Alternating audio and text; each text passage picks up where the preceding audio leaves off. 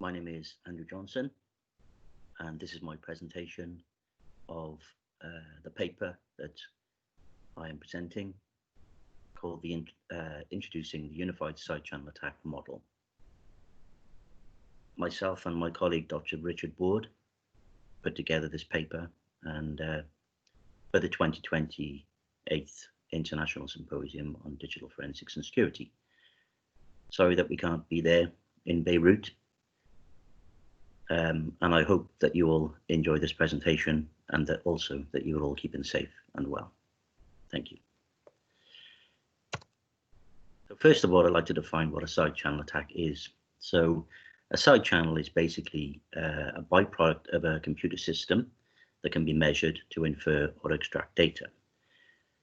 For example, computer systems use power, they emit electromagnetic energy, and they use timing, clock timing. So all of these things can be measured to infer or extract data relating to its internal implementation and functionality. And a side channel attack is the exploitation of a computer system vulnerabilities to extract data via the side channel. So these attacks are known as side channel attacks. So the model that I've put together, I've called the Unified Side Channel Attack Model. It is compiled by the research that I undertook between 2015, from papers that have been published between 2015 to 2019. So there's over 500 peer-reviewed journal articles and conference papers, which is where I got my data from. What I found from these papers is that basically side channel attacks can be categorized into three main areas: side channel attack types, methods, and techniques. The contribution of the model is that it can categorize present and future side channel attack vulnerabilities and exploit techniques found. It can be used as a reference point for organizations to be able to identify and place a found side channel attack within a common or unified categorization. And what we can also do is we can take the side channel attack methods and techniques and decompose them into identifiable components, which in the future could assist in the defense of side channel attacks, such as identifying code patterns, which would be familiar techniques for a particular side channel attack method. So the diagram here, figure 1, shows the grouping of side channel attack types into either physical or functional. So the physical side channel attack types are the ones which basically are measurable by the actual physical operation of a computer system. For example, computers use power, electromagnetic energy is emitted, clock timings, computers or printers, for example, emit sound. This is the acoustic part. So these are the physical side channel attack types. There are also functional side channel attack types, which are basically how a computer system particular operations work. So the microarchitectural, cryptographic, and the use of memory. Although memory is a physical thing, how it can be exploited is more to do with functionality of a CPU and memory usage, which would come under functional as opposed to physical. So if we look at figure 2, the model highlights both the physical extraction and the functional extraction methods. So the abbreviations, if you look at the power analysis, is the very top one. So in brackets there, you have PO, which, if I go back a slide, is obviously power. And PA abbreviation after is the method, which is power analysis. So it's the analysis of the power that's used by a particular operation within a computer system that can be measured to infer the data that is being processed. So all of these methods were in the papers that I researched between 2015 and 2019. Some of them go back much earlier than that, but I just stuck to the last 5 years for this model.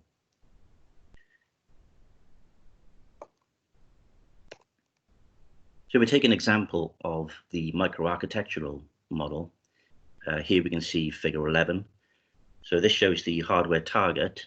I've basically just listed CPU as the hardware target for a side channel attack here. There are other things such as GPUs, which also have some microarchitectural vulnerabilities inherent. But just for this purpose of introducing this model, I've stuck to the CPU. So the side channel type is microarchitectural, and here we have a list of methods. As you can see, there are speculative execution, branch prediction, data flow analysis, and also reverse engineering are the side channel attack methods that were demonstrated in the papers. And consequently, the side channel attack techniques under each of these methods, as you can see, there are quite a lot of them, and these have all been researched and published in the works that I studied. The side channel techniques is forever expanding as new papers are made. So this is for future research. So part of the process of this model is to take an existing exploit and basically run it on a machine that I knew would be vulnerable to a particular exploit such as Spectre. The process involves looking at the actual code and running the code using either a integrated development environment such as Visual Studio, or just running and compiling and running the C code of the Spectre proof of concept, the POC. We identify the components, and after we've identified these components, so these components are actually things such as the functions in the code that play a critical part in the attack success. Once we identify these components, we verify them with published work on Spectre or published work relating to the vulnerabilities that Spectre exploit within a computer system. We create some pseudocode of the particular components that we've identified, and then we fit those into our model. So in this example, we can see this victim function on the left-hand side. This is taken from the Spectre proof of concept. And then this particular function, you can see that there are 3 circles here which correlate to the diagram on the right-hand side. So when this particular function is running as a piece of C code, as an executable, we can see in circle 2 that the speculative execution here is the part of the processor which is run before it actually reaches that part of code. So the speculative execution will run the code in highlighted by 2 before it ever gets reached, before the condition has actually been processed. So what actually happens in this instance is the speculative execution will run the code at line 2, and if the prediction is correct, then that's all and good. The data is left, as you can see, it says in circle 3, the array pointed to by X is where the data is held after the speculative execution. However, if the condition turns out to be false, this is called a misprediction, then the state is reverted. However, the data pointed to by array1x is left in the cache. So there are some slight deviations to this depending on how many times this has been iterated over, which I'll show shortly. But the point of this is to say that the condition of the x being less than array1 size, if that condition is true or false, the speculative execution is still carried out and the data is left in the cache, whether it's a correct prediction or whether it is a misprediction. So as you can see here, so I ran the Spectre POC on a machine, and the area in black there you can see it's just a simple print statement put in there, so I could see the values of X as this was running. And what actually happens is that the code will pass through valid values of X into this conditional, and then on the 6th iteration it will be able to extract data. And as you can see here, we have success. The letter E is extracted at a particular point in memory by the value pointed to by the malicious X. So the malicious X is the value which is beyond the scope of the array1 size. Now, to verify this, we need to look at Agner Fogg, who created some very good work about the internal structure of CPUs at a very low level. So it involves some very complicated reverse engineering. And he describes the branch prediction of the CPU, of the branch prediction unit, as having 4 states. So this is why the value of X is passed through 5 times into this particular victim function. So we have a valid iteration which will lead then the state of the branch prediction to be strongly taken. So on the 6th iteration, then the branch predictor is fooled. We call it CPU fooling, or it's been called CPU fooling. Other people have called it branch prediction training.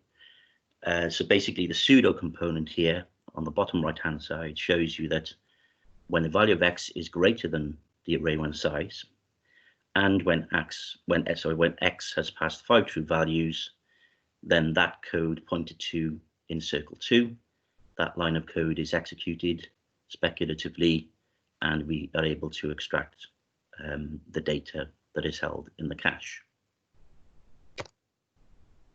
And then finally, when we have identified a particular technique and we've verified it with existing work, we're able to place what we have found, the research of a particular technique, into this unified side channel attack model matrix. And I've actually run 2 proof of concepts, Spectre and Meltdown, during part of my research, and you can see that the Spectre v1 here has various techniques that are listed underneath the side channel attack type, and then we have the subcategory of side channel attack method, and then we list the techniques, which is the area just in the middle of that matrix there, and we place a tick on the technique that we have found by proving from running the proof of concept. So in the above table, the matrix provides a means of fitting existing and newly found side channel attacks into a categorization. So on the Spectre variant 1 that we ran, we can see that we have a categorization there of MA, which is the microarchitecture, SE, speculative execution, and then the CPU fooling. And we have consequent techniques which are all involved.